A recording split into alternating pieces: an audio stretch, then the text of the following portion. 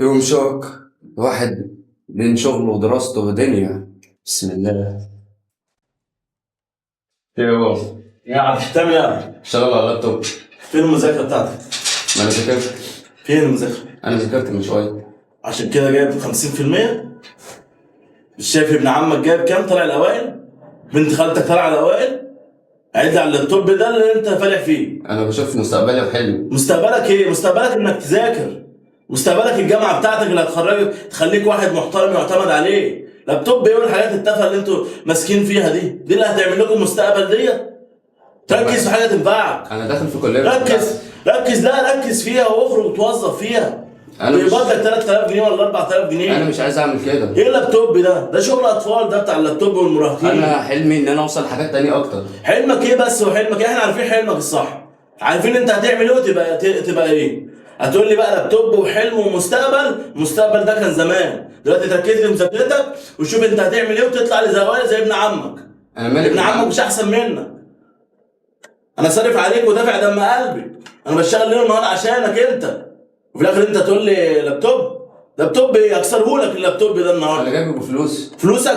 فلوسك اللي انا مديها لك وصارف بيك عليها. فلوسك بقت عندك فلوس دلوقتي؟ ده انا اللي عاملك، ده انا اللي بشتغل عشان اديك فلوس واصرف عليك. القميص ده مين اللي جايبهولك؟ انت. طيب امال ايه بقى؟ انا اللي عامل وانا اللي صارف وانا اللي بعمل. انا عارف مستقبلك فين، عارف حلمك فين. سيبك من الشغل دوت. طب افهم. طيب انا بعمل انا ماليش دعوه، انا بقول لك الصح، انا فاهم عنك وعارف كل حاجه. ولا تقول لي لابتوب ولا تقول لي مستقبل. كليتك هي المستقبل بتاعك. انا دي مش كليتي. لا، ده هي كليتك اللي احنا اخترناها وعايزينك تخرج منها تبقى احسن حد في الدنيا. انت اللي مدخلني غصب. لا لازم زي ابن عمك. شفت ابن عمك عمل ايه دلوقتي؟ ابن عمي مش شايف. هو بيمشي بطبيعه البشر. انا ماليش دعوه، انا عايزك تطلع احسن من ابن عمك. انا اخويا كل شويه يقول لي ابني. يا انا لازم اقول له ابني كمان عمل وسوى. اقول له ابني قاعد على البيت بيذاكر على اللابتوب، قاعد يلعب على اللابتوب جاتا. لا مش بلعب جاتا. ما مش بتلعب ايه؟ انا شغال على اللابتوب، عندي حاجات كتير قوي اخلصها. يا ابني اللابتوب ده لعب وتفاهه. لو ما ركزتش في حلمك يا ابني ما تقعدش في البيت.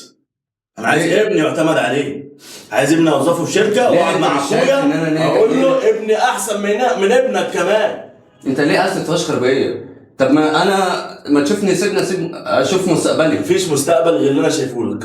انا شايف الصح وانا اكبر منك ومريت بكل اللي انت مريت بيه. انت غيري، جيلك غير جيلي. لا انت ما تفهمش انا فاهم ازاي. انت ما تعرفش اللي انا شايفه. انت شايف نفسك انت صح بس انت غلط، انت ولا حاجه.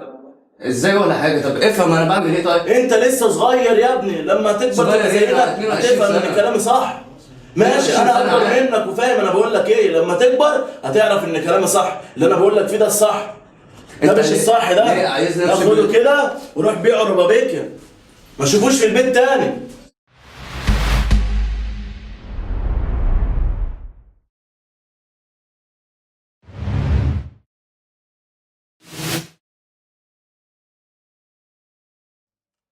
ليه الاهالي عايزيننا ان احنا نمشي في طريق غير طريقنا، او ان هم بيجبرونا على طريق تاني مش طريقنا اصلا او مش هيناسبنا، بس هم شايفين ان ده مصلحتنا مع ان ده العكس.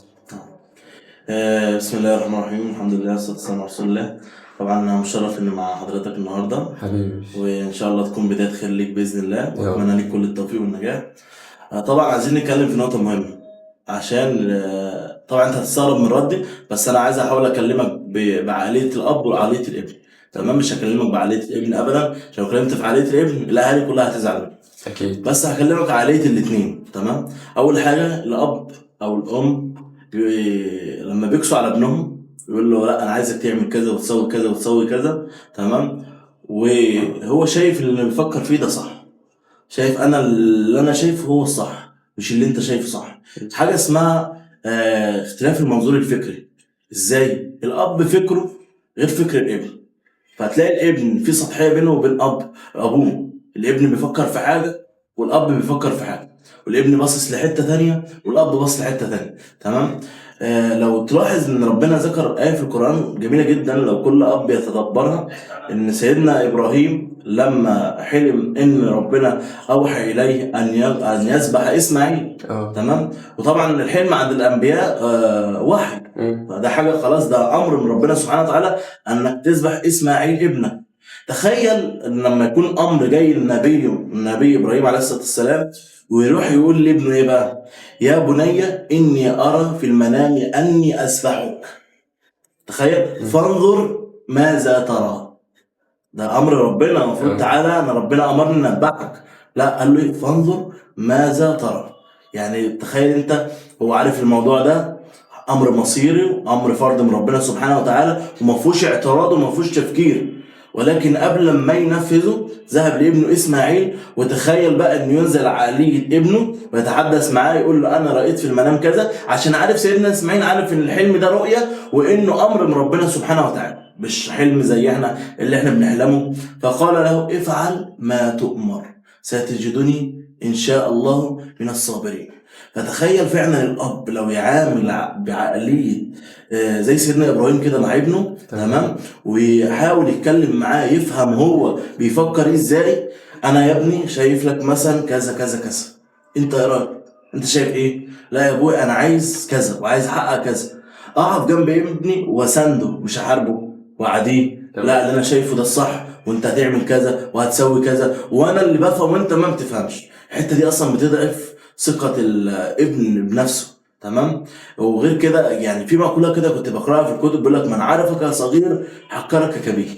تمام. فدي اظن تنطبق برضه على اباء الاب، عشان شايفك وانت من صغرك وتربيت وانت عيل صغير ولحد ما كبرت، فبالنسبه له كل ما انت بتكبر انت لسه طفل. تمام. وانت بالنسبه لك انك بقيت راجل بالغ وبتفكر وبتفهم وعارف الواقع بتاعك بيقول لك اعمل ايه واسعى ازاي وتحرك ازاي. تمام. الاب مش شايف كده، الاب مهما انت كبرت حتى واتجوزت وخلفت وشايفك ايه بالنسبه له عادي. بس احنا برضك بنفضل نتكلم معاهم، نفهمهم، نعرفهم احنا عايزين نوصل لايه برضك. بنلاقي عكس كده، بنلاقي اللي هو مثلا كلام سلبي، بنلاقي يقف ضدك، لا ده مش طريقك، لا ركز في المذاكرة بتاعتك، لا ركز في شغلك، ركز. احنا عايزين نمشي في نفس السيناريو اللي الناس كلها بتمشي فيه، لو تصحى من النوم تروح شغلك ترجع تنام، ده يومك الطبيعي. بس الابناء الفترة دي ان هم بقى يشوفوا طريق تاني، اللي هم ايه بقى يغيروا الاتجاه، اللي هو كل واحد عايز يشوف حلمه، كل واحد عايز يشوف طريقه. طب ليه الابناء ما بتشوفش ده بتاع ده؟ الابهات ما بتشوفش ده وتقف قصاد عيالهم اللي هم تساعدوهم، تقف جنبيهم، لا بيقفوا قصادهم في كل حاجه. في اللي بيقف قصادهم وفي اللي ان هو يديهم كلام سلبي بس مش بيقف قصادهم، اللي هو دايما بيحبطهم حتى اللي بيعملوه صح وبينتقدهم. طب ده كله ليه؟ بص، هو العائد على اول حاجه في البدايه خالص ان دلوقتي اي واحد عايز يتجوز بيروح يتجوز مش فاهم اسس الجواز، مش فاهم ازاي ابني بيت، ازاي اربي عيالي. ده عايزين نتفق عليها لكل الناس، ومعظم الشعب المصري متجوز كده. هتلاقي 1% اول اللي يقول لك انا عارف اربي عيالي ازاي، مش فاهم هو بيعمل ايه.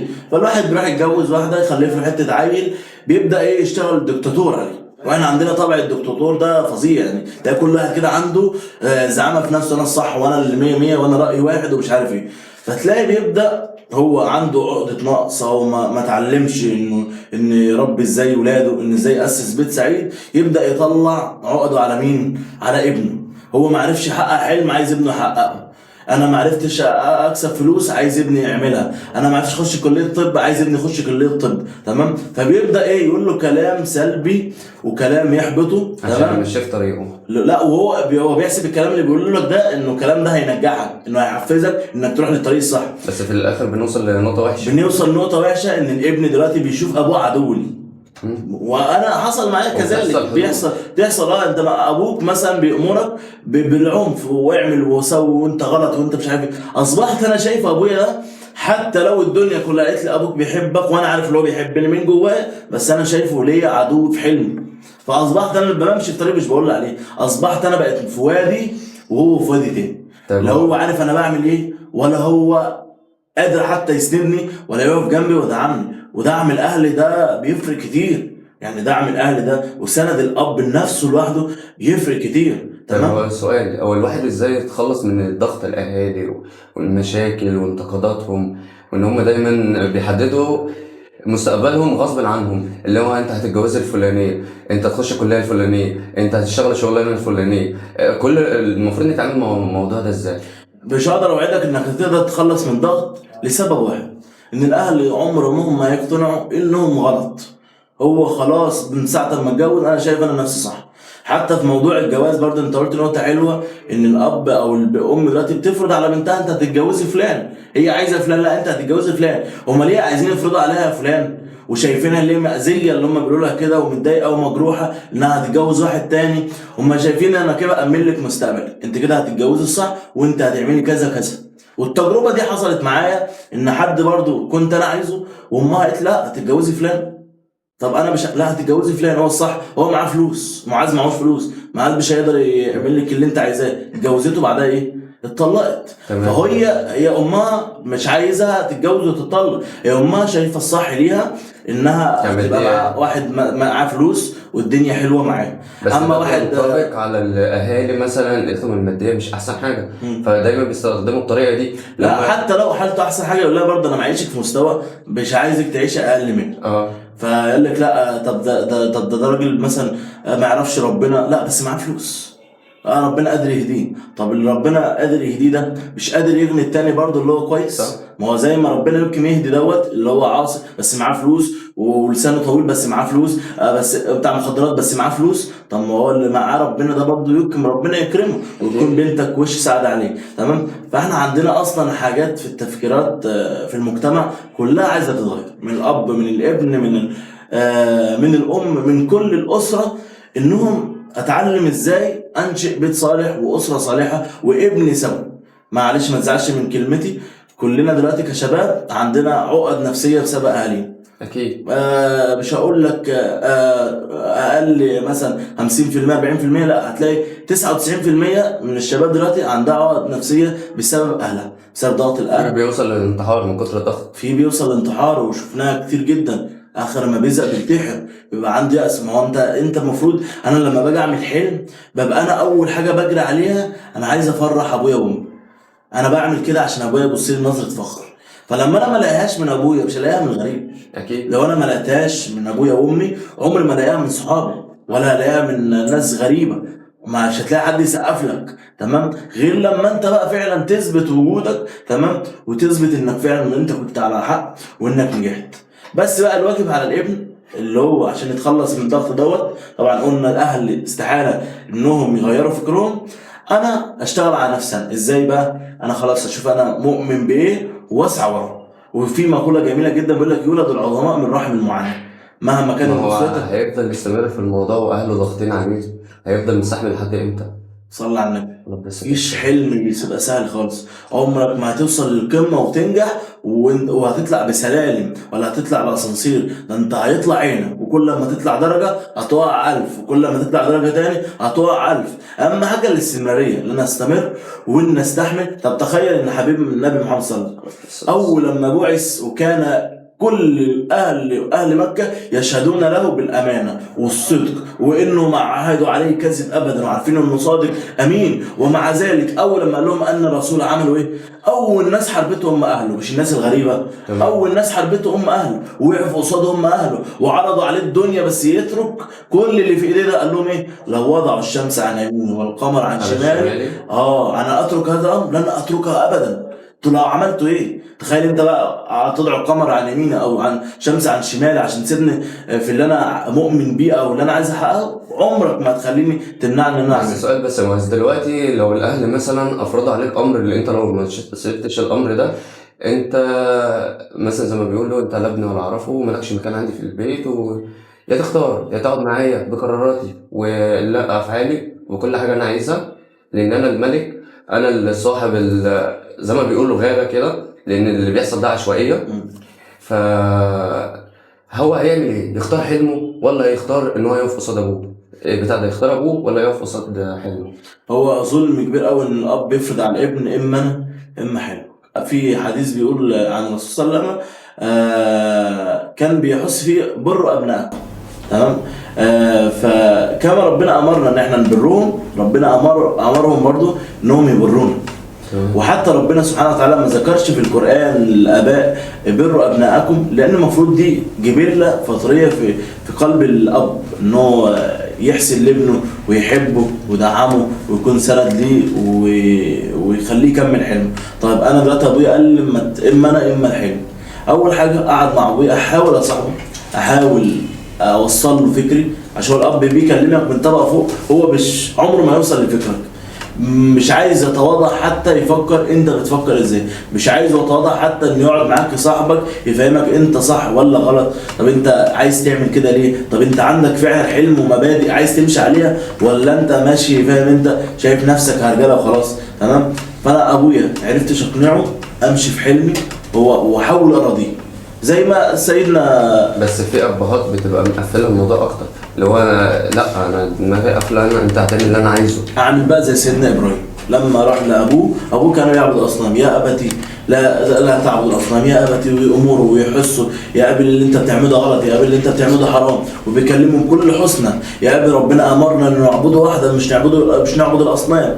فلا ابوه لم يجد من ابوه الا ظلم ونكران وكفر وجحود، فقال لابيه سلام عليك، يعني انت ابويا وكل حاجه تمام، بس مش هعاديك، انا خلاص انت محالك وانا في حالي، بس هفضل ايه في صله بيني وبينه. ازاي بقى؟ ان مثلا ابويا دلوقتي قال لي اما انا اما حلم، خلاص انا مختار حلم، انا مختار مستقبلي، انت مش هتكمل معايا طول العمر هتقول لي انت صح ولا غلط، انا مكمل مستقبلي واللي انا شايف في ذاتي، لان انت اللي هتختار تستحمل نتيجه اختياراتك. انا شايف انا نفسي هنا في الحته دي تمام، فانا خلاص يا ابتي انا ده شايفه الصح، ده شايفه حق حلمي، خلاص هو ما وافقش على الكلام ده، عامل زي سيدنا ابراهيم سلام عليك. فاهمني؟ زي ما بيقولوا الاختصار نعمه، ما عادش ابويا ولا قطع ابويا برضه، عشان ربنا امر، ده فرض يعني مش هنتكلم عليه، ان ربنا امرك انك تطيعهم وتصاحبهم في الدنيا معروف، وقول له قولا لينا ولا تقل لهما اف، كل الايات دي احنا عارفينها تمام. بس خلاص انا لما لقيت ابويا مثلا كل لما اجي اعمل حاجه، ايه اللي انت بتعمله ده، انت فاهم انت كذا انت كذا، لا اعمل كذا، بقيت حاضر يا ابويا اللي انت شايفه صح وبعمل اللي انا عايزه.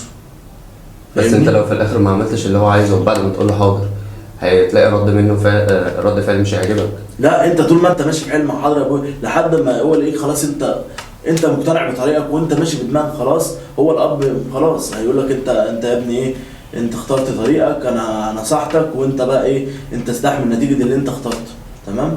اما معلش ابويا واقول له انت تفهموش وانتوا غلط وانتوا كذا وانتوا بتفهموا ايه، لا احاول اصاحبه برضه تمام، اللي احنا برضه في السن دوت لما بنلاقي عداوه من الاب. ابناء بيبقى من كتر اللي شافوه من ابهاتهم بيبقى في حدود ما بينهم، اللي هم ما بيعرفوش يتعاملوا معاه من كتر ما في حدود ومن كتر ما في مشاكل وكتر ما هو الابهات جايين عليهم. بص طب ايه الحل؟ يعني انت عايزك تفهمني دلوقتي كل واحد يعمل ايه؟ يعني في مضغوط نفسيا، وفي اللي اهله جايين عليه، وفي اللي اهله جابرينه وهو مش قادر يعمل حاجه لان هو غلبان، او مش قصدي ان هو يجي عليهم ولا بتاع، هو مش عارف يتصرف من كتر ما هو مضغوط من اللي شافه، نفسيته تعبت، في اللي هو غلبان ما يقدرش يعمل اي حاجه، هيفضل يقول حاضر بس، ولا هيبقى ليه طريق ولا هيبقى ليه اي حاجه. بص زي ما قلت لك اي واحد ماشي في طريق نجاح لازم هيقابله معاناه، ما قابلتهاش من بره هتقابلها من اسرتك النفسيه، زي ما سيدنا محمد، انت تتذكر حتى الانبياء او سيدنا محمد، اي حد كان في بدايه امره كان بيحارب من اهله، ولكن بعد كده كان بيحصل ايه؟ كان بيحقق اللي هو عايز يعمله. مش المفروض الاهالي يكونوا اول ناس داعمين؟ ده المفروض، بس احنا مش هنقف عند الحته دي، انا خلاص ابويا ما دعمنيش، بالعكس انا بشوف دايما الاهل لما بدعم الابن او تقف جنبه الابن بيطلع نجاح مزيف، اما الابن لما يشقى وانا مصمم ان اعمل كذا ويبني نفسه بنفسه ده بيطلع فعلا ناجح، مفيش حد يقدر يجي جنبه. طب ايه هي الطريقه اللي الابهات المفروض يتعاملوا مع ابنائهم بيها، ان هم حتى يدعموهم في حلمهم او في حياتهم الشخصيه او قراراتهم في الجواز في الدنيا في كل حاجه؟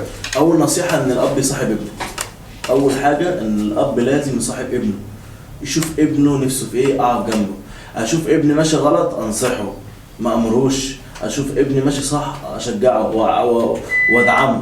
وحته برضو ان الاب دايما بيقارن الابن بفلان وعلان ودوت صح، وشوف ابن، شوف ده ابن عم طلع الاول وابن خالتي طلع الاول، كل ده بتدمر نفسيه ابني تماما.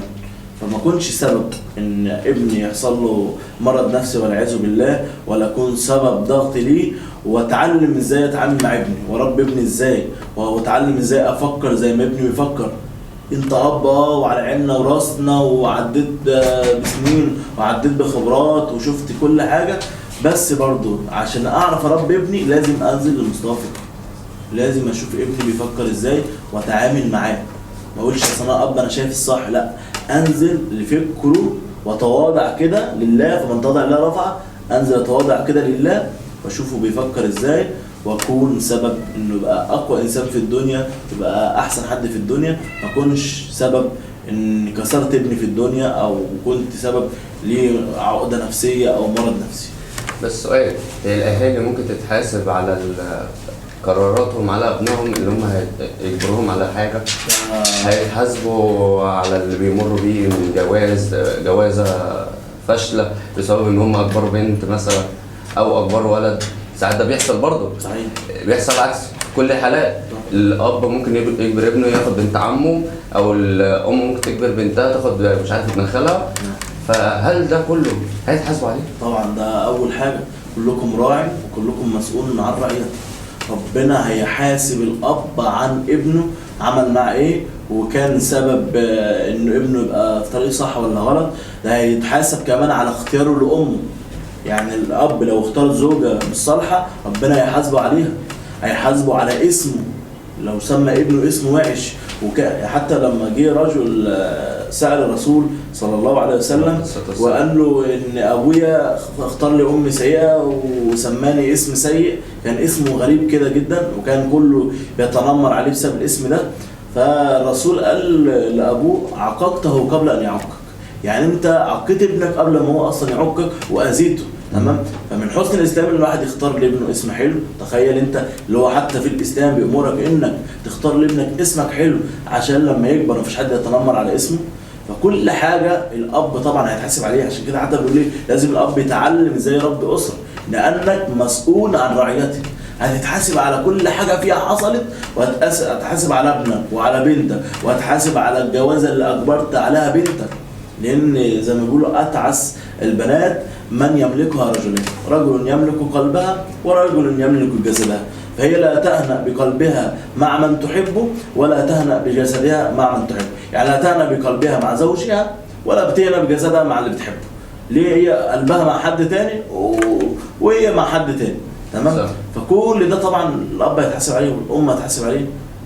طب الابناء برضه كذلك، هل هيتحاسبوا اللي هم مثلا خدوا طريقهم في النجاح او شايفين الطريق الصح؟ هل هيتحاسبوا عشان هم عصوا ابوهم في اللي هو عايزينه؟ لا، ما في بتفرق ازاي؟ انا ابويا دلوقتي امرني بحاجه ان انا دلوقتي شايف طريقي صح، انا شايف طريقي ان انا مثلا هروح اغني، شايف طريقي ان انا اروح امثل، شايف طريقي ان انا اروح اكتب، شايف طريقي ان انا اقدم محتوى. لا، ابويا شايف عكس كده، انا رحت ماشي في الطريق ده. يبقى انت عصيت امره؟ لا، ما عصيتش امره. بس في فرق من مثلا ان اعصى امره في امور ماديه اللي انا اقدر احققها له هو، او حاجه اقدر اعملها له هو، واعصى امره ده ربنا يحاسبني عليه. اما الامور اللي هي صح وانا ماشي فيها صح وما فيهاش اي اخطاء، لا، ربنا حتى لما قال امرهم بالايمان. طب ما قدرتش امرهم بالايمان، صاحبهما في الدنيا معروف، بس ما تتبعش ايمانهم. مش هم عشان كفار يبقى لازم كافر زيهم. سيدنا مصعب بن عمير كان أزهد الشباب، كان أحسن الشباب، أشيك الشباب. كان إذا مر من شارع، تمام، كان الناس تعرف الشارع ده أن مصعب مر أبيه. بسبب إيه؟ العطر اللي كان بيعطر. أول لما أعلن الإسلام وحصل إيه؟ أمه أول واحد عذبته وعادته وحبسته وقالت له إن خرجت من هذا البيت على دين محمد فليس لك مال عنده. هتمنعه من الميراث وتمنعه من المال. طبعا كان مرفه بين عيلته، كان بيلبس أحسن الثياب ويمسك أحسن المال وكان يرش أحسن العطور. فأمه قالت له إيه؟ قالت له لو اتبعت محمد ليس لك مال عنده. أنت لا مدلل ولا ليك لبس عندنا ولا ليك مال عندنا ولا ليك أكل عندنا. أم مصعب بن عمير عمل إيه؟ ترك كل دوت وقال لها ماشي وروح لسيدنا محمد عليه السلام، وهي غضبت عليه. الغضب عليه ده هل هيدخله النار؟ لا، هو راجل تبع طريق الحق. تمام. وفي نفس الوقت ما نهارش امه، ما زعقش، ما وقفش قصادها، حاول يفهمها خلاص هي مقتنعه ان دين محمد عليه الصلاه والسلام غلط. بس هو دلوقتي كده ملوش مكان في البيت، هل هيعمل ايه؟ ما هو انت مالكش مكان في البيت، ابدا اعمل انا بيت لنفسي، ابدا انا ابقى انسان، اعمل لي مستقل. مكان مستقل لوحدي، وبعد كده برضه اصلهم. ما خلاص انا بقت انا خلاص، هو الاب لما شاف ابنه خلاص بقى مستقل لوحده مش هيعرف يعديه. بس سؤال، بس انا دلوقتي لو نفترض ان ابويا واقف ضدي في كل حاجه، قراراتي وحياتي ودنيتي وشغلي ونجاح حياتي، كل ده، انا بعدت خالص، استقليت زي ما انت بتقول كده، ونجحت وربنا كرمني وبقيت احسن من الاول مليون مره، والدنيا هفتني، ابويا ليه يرجع يكلمني بطريقه كويسه او يشوفني كويس ويبتدي بعد كده يكون فخور بيا؟ بص، هو طالما زي ما قلت لك بدات تستقل لوحدك، الاب خلاص يعرف ان ده خلاص، عرف بقى الابن خلاص، هو راجل شايف ان هو صح، وان يعني عصى عيش التجارب دي تمام. لقيت في معاداة كده، خلاص انا خدت اعتزال مع نفسي، بدأت بقى بعد كده بقيت لوحدي، بدأت أرجع تاني لصحبة أبويا، أكلمه، أقعد معاه، أصاحبه، أفهمه وجهة نظر. جيت ده تاني بفهمه وجهة نظر، حسيت إن إحنا هنخش في صدام تاني، لقيت نفسنا هنخش في صدام تاني، وهنخش في حتة صد تاني، وهنزعل من بعضينا تاني، وهيبدأ يشتمني ويعاديني، طب اخرج بره، طب مش عارف إيه. بدأت أعمل إيه؟ أقعد مع أبويا، أخش أسلم عليه، أعمل إيه، ناكل مع بعض لقمة، ومع السلامة مع نفسي. تمام. طالما انا شايف ان الحوار بيني وبين ابويا هيحصل بينه صدام، وهيحصل بينا زعل، وهو هيشتمني ويغلط فيا، وانا غصب عني قلبي، اصلا القلب ايه، بيؤلف. يعني مثلا شايفك انت بتعاديه على طول، حتى لو انت ابويا هكرهك من جوايا كده، حتى لو ما اظهرتش كده، بس انا من جوايا يبقى في كره في كره ليك. تمام. فانا احاول زي ما بقول لك اصاحبهما في الدنيا معروف، احاول اعملهم بما يرضي الله باي طريقه، لان برضو امور العباده بالسهل انت تنفذها، هو فرض من ربنا سبحانه وتعالى انك تطيعهم. شوف حلمك وفكر في مستقبلك، ولكن حاول برضو ابقى دايما حاطط في بالي ان ارضيهم وصاحبهما في الدنيا معروف، وما احاولش اكون في صدام بيني وبين ابويا. لقيت الحاجه اللي هتبقى فيها صدام بيني وبين ابويا ما افتحش معاه حوار فيها ابدا اصلا. طب والأهالي اللي بتمد إيديها على أولادها حتى ما بيعدوا السن القانوني أو السن اللي الدين مسح، يعني الدين قال عليه لا تضربوه في السن ده؟ ده طبعا هيحاسب عليه يوم القيامة. أول حاجة يوم القيامة ربنا بيخرج رجل يقول هذا فلان ابن فلان، من كان له عنده مظلمة فليأتي فليأخذها. فبتيجي بنته تقول له يا رب ضربني وظلمني وزوجني برجل لا أريده، تمام. فبتاخد منه حسنات، يعني حتى البنت بتيجي بتاخد من أبوها من حسنات أبوها علشان ظلمها. عشان ظلمها، تقاضي ابوها يوم القيامه. ما هو يوم القيامه يوم يفر المرء من اخيه وامه وابيه وصاحبته وبنيه، كل واحد بيتحاسب على شأنه. مم. يقول لها طب انا ابوك، انا حبيبك، انا اللي ربيتك، مفيش كده دلوقتي، انا عايز حقي. فبتاخد منه ايه؟ حسنات. طب ما هوش حسنات، بياخد هو من سيئاتها، حتى يطرح في النار بسبب ايه؟ ظلمه البنت او ظلمه الابن. فالظلم طبعا ظلمات، سواء للابن سواء للزوجه، الظلم ظلم. ما تقوليش اصلا ده ابني فتبدا تظلم فيه وتحل ظلمك فيه، لا. بس ده حاليا الأهالي بقوا يستخدموا أولادهم مش كأولادهم، كعبيد عندهم في البيت في كل حاجة. أنا مخلفك ليه؟ مم. الجملة اللي بنسمعها كلنا أكيد سمعتها. تمام. فدي ليه؟ وكمان الأهالي اللي بتضغط على أولادها زي الثانوية العامة، اللي هو أنا برضه تدخل الثانوية العامة وهضغط عليك وهقرفك، وفي الآخر أنا لو مجبتليش المجموع هعمل وأسوي فيك. مم. بص صلى على النبي. أنا بتصل. انت ربنا امرك انك تطيعه، وربنا امرهم انهم يحسنوا تربيه. تمام. كل واحد عليه واجبات، انت عليك واجبات وعليه واجبات، هو ما قدش الواجبات دي هيتحاسب عليها. تمام. انت بقى الواجب عليك ايه؟ ما تبقاش زيه، ما اديش الواجبات انا كمان اللي ربنا امرني بيها، لا انا اعمل انا الصح، هم ما عملوش الصح، حسابهم عند ربنا كبير جدا، وربنا هيحاسبهم طبعا. تمام. فكل واحد مسؤول عن واجباته. انا اشوف واجباتي ان ربنا قال لي تنهرهم، قل لهم قول حسن، اتبعهم في الدنيا معروف. هو ابويا وامي هيتحاسبوا على كل فعل بيعملوه معايا. طب امرني انا اخش الثانويه او اجبرني، هو ما بيجبركش كره او معاداه، هو شايف ان هو ده، شايف المستقبل ده الصح، شايف انك لما تاخد الشهاده ده هو الصح. تمام. وكل الاباء معظمهم بيفكروا كده. في حتى كتاب كنت بقراه اسمه كتاب الاب الغني والاب الفقير، فكان اه. بيتكلم على عقليه الاب الغني وعقليه الاب الفقير. يقول لك عقليه الاب الفقير انك تدرس، ان يدخلك مدرسه وتدرس وينفق ماله كله عليك انك تخرج من الدراسه عشان تتوظف في الاخر وظيفه. اما الاب العقليه الغنيه انه بيطور منك عشان مش عايزك في تتوظف، كورسات وفي عايزك مهارات تبقى رئيس شركه. اه. ده الاب الغني، انا عايزك تبقى رئيس شركه. انا دلوقتي طموحي الاب دلوقتي ان ابنه اللي ايه؟ هو انا صرفت عليك مش عشان تبقى زي اي حد. انا طموح ابني ابقى موظف مثلا. والدي يقول لي انا عايزك يا ابني تتوظف، خد الشهاده وروح اتوظف بس بيها. الاهالي دايما الفتره دي بقت شايفه ان الوظيفه حاجه اساسيه، اللي هو انت هتفضل هو في شايف كده الوظيفه. بيأمن مستقبل ابنه. طب انت مستقبلك ايه؟ لو انا واحد نفسي ادخل حاجه معينه او مجال انت معين. نفسك تفتح مشروع، هيقول لك يا ابني انت هتفشل ومش عارف، ما غيرك كان احسن وغيرك كان عمل وغيرك كان سوى وغيرك كان فتح وغيرك كان نجح.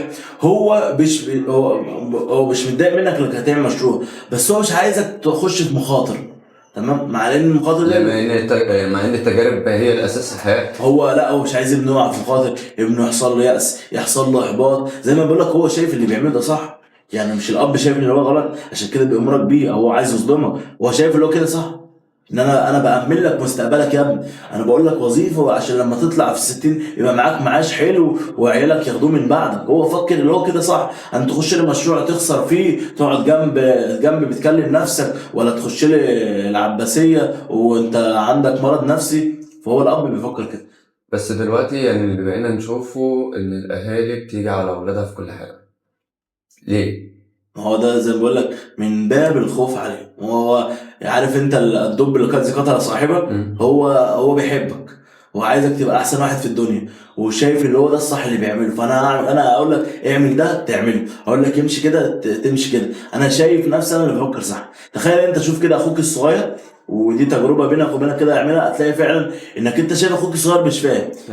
يا دي اعمل كذا، سوي كذا، امشي كذا، يا ابني ما تقعدش هنا. انت شايف دلوقتي قلنا عندك 20 سنه واخوك مثلا صغير يكون عنده 15 سنه، بس انت اهو فرق 5 سنين وشايف اللي هو صح. ما بالك بقى الاب اللي بينه وبينه عمر وشايفك انت طالع منه، فاهم انت؟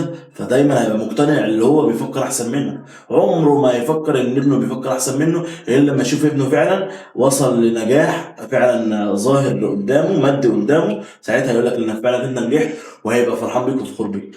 بجد اشكرك يا معز على اللقاء ده. الله يعزك سيدنا. والله استفدت منك كتير قوي، وان شاء الله الناس كلها تستفاد منك. ربنا يبارك. فبجد والله نورتنا، وان شاء الله هيكون في مرة تانية وهيكون في حاجات ما بيننا كتير ان شاء الله. ان شاء الله يسعدنا. فانا عايزك توجه رسالة للاهالي والاولاد. رسالة للأهالي، اتقوا الله في أولادكم، احسنوا تربية أولادكم، اتعلموا ازاي تربوا أولادكم. والأبناء راعوا الله في آبائكم برضو وأمهاتكم، بروهم واحسنوا إليهم، لأنك كما تدين تدان.